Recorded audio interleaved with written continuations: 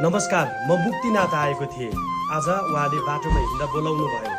मलाई गाईको दुध पनि खुवाउनु भयो र उहाँले थुक्पा पनि बनाउँदै हुनुहुन्छ। र मन भएको मान्छेहरूलाई मात्र मन भएको मान्छेले मन भएकोलाई चिन्छन्। आज आमा स्वर्गीय आमाको नाम किमजम टिप्टेन, तपाईँको नाम कर्म लामा। उहाँको आमाको स्वर्गीय आमाको नाममा उहाँले आज मलाई 10,100 रुपियाँ दिँदै हुनुहुन्छ। कठैबाट आमालाई बितेर गए पनि ती आमालाई सम्झिने छोरा, ती आमा जहाँ छन्, आमा या स्वर्ग नर्क जहाँ भए पनि, वैकुण्ठ जहाँ भए पनि ती आमाले खुसीको जिन्दगी पाउन्। आमालाई तिर्खा लाग्दाखेरि पानी मिलियोस्, आमालाई कुनै पनि अप्ठ्यारो आपद विपदहरू नपरोस्।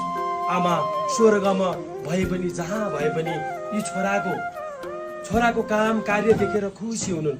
ती आमा पृथ्वी भएर छोराले हरेक आँटेको काम कार्यहरूमा कुनैमा पनि अवरोध र आपद विपद भगवानले कहिले पनि नपारुन्।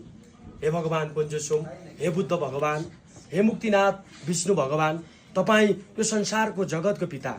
यो पक्कै नै आज उहाँको आमाको नाममा यो 10,100 रुपियाँ म प्रकाश भुजेललाई दिएको होइन। मैले मेरो लागि म कहिले पनि लिन्न।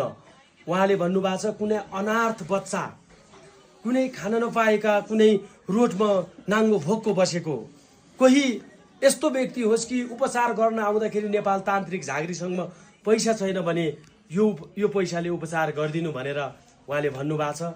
तपाईँको कुनै पनि कष्ट दुःख कुनै पनि तपाईँलाई नराम्रो दिन दशाहरू नलागोस्।